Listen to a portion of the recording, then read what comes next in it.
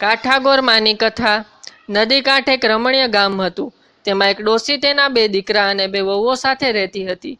ઘરમાં કલેશ થતા 2 દીકરાઓ અલગ થઈ ગયા। તેઓમાંથી કોઈ માને રાખવા તૈયાર નહોતા, તેથી ડોસી પણ અલગ રહી પોતાનું ગુજરાન ચલાવતી। આમ 3 જણા જુદા જુદા ઘરમાં રહેતા હતા, પણ વાર તહેવારે ભેગા મળીને આનંદ માણતા। ડોસી ધાર્મિક વૃત્તિના હતા। તે રોજ સવારે ઉઠી પુરુષોત્તમ ભગવાનનું નામ લેતા લેતા નદીએ નાહવા જતા। નાના દીકરાની વહુ પણ રોજ નદીએ સ્નાન કરવા જતી। તેઓ કાઠાગોરમાનું પૂજન કરી ઘેર આવીને કામકાજમાં લાગતા, જ્યારે મોટા દીકરાની વહુ ઉઠતા જ ઘરના ઝંઝાટમાં લાગી જતી। દીકરા દીકરી અને પતિ આ કરો તે કરો તેમ હુકમ છોડ્યા કરતી। તે 2 પૈસે સુખી હતી, તેથી તેને પૈસાનું અભિમાન આવી ગયું હતું। સાથે કંઈક હતું એથી તેનો અભિમાનનો પારો ઓર ચડ્યો હતો। તે સમજતી હતી કે ગામમાં મારી જેવું કોઈ નથી, ઉપરાંત બોલવામાં પણ તે તોછડી હતી। દેરાણી ભોળી હતી। એક દિવસ નદીએ જતા તેણે જેઠાણીને ઘેર જઈ કહ્યું, જેઠાણી, આજે તો મારી સાથે નદીએ નાવા ચાલો। ત્યાં જઈ કાઠાગોરમાનું પૂજન કરીશું, પુરુષોત્તમ માસની કથા સાંભળીશું અને પછી ભગવાનનું સ્મરણ કરતા ઘેર આવી જઈશું। અધિક માસ ચાલે છે। જેઠાણી કહેવા લાગી, આ તો નવરાઓના કામ છે, નાવાનું તો ફક્ત બાનું હોય, પણ ત્યાં બધા ભેગા મળી ગામની નિંદા કરતા હોય છે।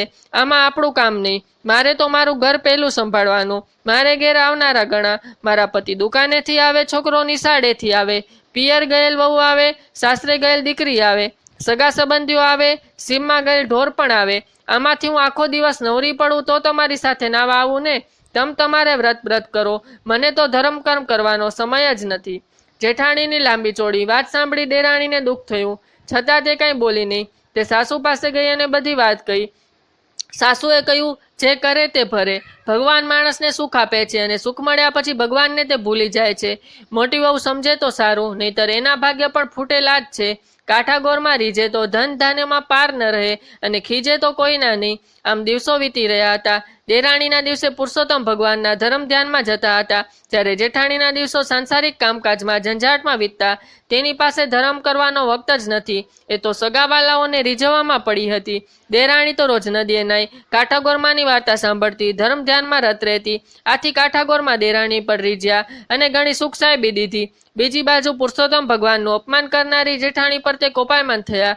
કાઠાગોરમાના કોપનો પાર ન રહ્યો। તેમણે જેઠાણીને શાપ આપ્યો, આથી પેઢીએથી પતિ ગાયબ થઈ ગયો। નિશાળે ભણવા ગયેલ છોકરો ઘેર પાછો ન આવ્યો। દીકરીના સાસરિયા કોપ્યા, તેથી તેની દીકરીને મા પાસે જવા ન દીધી। પિયર ગયેલી વહુ પણ પાછી ઘેર ન આવી। કોઈ સગાવાલા ન આવ્યા। સીમમાં ગયેલ ઢોર પણ પાછા ન ફર્યા। આમ અણધાર્યું બનવાથી જેઠાણી એપટાઈ ગઈ। તેનો શોકનો પાર ન રહ્યો।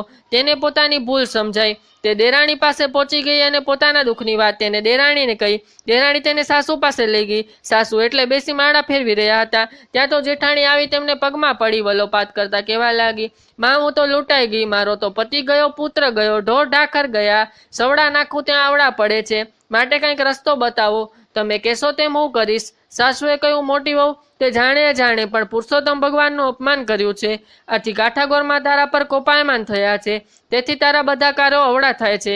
આથી કરીને તું પુરુષોત્તમ માસનું સ્નાન કર, ધર્મ ધ્યાન કર, કાઠાગોરમાનું પૂજન કર, વિનવણી કર, ભૂલની ક્ષમા માંગ। હવે મારી એક વાત સાંભળ, ધર્મ થાય તો કરીએ, પણ ધર્મનો અનાદર કદી ન કરીએ।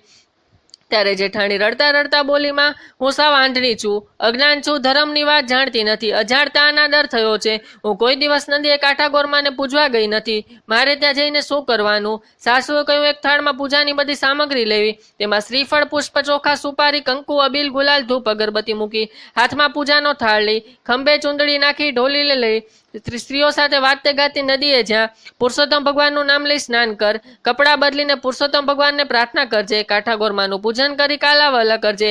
હે ગૌરીમાં, હું અજ્ઞાનતાને લીધે તમારો મહિમા સમજી શકી નહીં, આથી મેં તમારા વ્રતનો અનાદર કર્યો। હવે મને મારી ભૂલ સમજાય છે। તમે મોટા વનવાળા છો માં, મારા પર પ્રસન્ન થાઓ, મને સુખ શાંતિ આપો, મારા પર આવેલ આપત્તિ દૂર કરો। જેઠાણીએ સાસુને શિખામણ માથે ચડાવી। તે સાસુને પગે લાગી કાઠાગોરમાને પૂજવા જવાની તૈયારી કરવા લાગી। દેરાણી જેઠાણી અને સાસુ આડોશ પાડોશના ભાવિક સ્ત્રીઓ ભેગી થઈ, બધા સાથે લઈને વાતે ગાતે નદીએ પહોંચી, સ્નાન કરી કાઠાગોરમાનું પૂજન કર્યું, કથા વાર્તા સાંભળી, ક્ષમા માંગી। કાઠાગોરમાનું પૂજન કરી જેઠાણી જ્યારે ઘેર પાછી ફરી, ત્યારે તેનો હરખ માતો ન હતો, કેમ કે પતિ પેઢીએથી ઘેર આવી ગયો હતો। દીકરો નિશાળેથી આવતો દેખાયો। થોડી વાર પહેલા જ પિયર ગયેલી વહુ આવીને ઓસરીમાં ઊભી હતી। સાસરેથી દીકરી પણ આવી પહોંચી હતી। સીમમાં ગયેલ ઢોર પણ આવ્યા લાગ્યા। સગાવાલા પણ આવી પહોંચ્યા. આમ ચમત્કારિક રીતે આ બધું બનવાથી જેઠાણીએ કહ્યું, હે ગૌરીમાં, તમારી કૃપાથી ગુમાવેલું મને પાછું મળ્યું છે. હવે હું પુરુષોત્તમ માસનું પૂર્ણ શ્રદ્ધા સાથે વ્રત કરીશ. દરરોજ સ્નાન કરવા જઈશ, કાંઠા ગોરમાને પૂજીશ, વ્રતની પૂર્ણાવતી સમયે બ્રહ્મભોજ કરાવીશ, અન્નદાન અને વસ્ત્રદાન આપીશ, નિંદા કરીશ નહીં, ખરાબ આચરણ નહીં કરું, મારા અમૃતનો ત્યાગ કરીશ. જેઠાણી મનમાં સંકલ્પ કર્યો. તેના દિવસ અમલ શરૂ કરી દીધો. તે સવારે વહેલા ઉઠી દેરાણી અને સાસુ સાથે નદીએ નાવા જાય, કાંઠાગોરમાનું પૂજન કરે, કથા વાર્તા સાંભળે. કાંઠાગોર માએ ત્રણેયને સદબુદ્ધિ આપી. દેરાણી જેઠાણી પોતાના પતિઓ સાથે ડોશીના અસલ ઘરમાં રહેવા આવી પહોંચ્યા. ડોશીના બંને દીકરાઓને આથી આનંદ થયો. બધાના આવવાથી ડોશીનું સૂનું ઘર પાછું આનંદ કિલોલ કરતું થઈ ગયું. હે પુરુષોત્તમ ભગવાન, હે કાંઠાગોરમાં, તમે જેવા સાસુ જેઠાણી દેરાણીને ફળ્યા તેવું તમારું પૂજન કરનાર, કથા સાંભળનાર, સ્નાન કરનાર દરેક ભાવિકને ફળજો અને સુખ શાંતિ આપજો. પુરુષોત્તમ સ્વામી સાય, કાંઠા ગોરમાવડી સાય.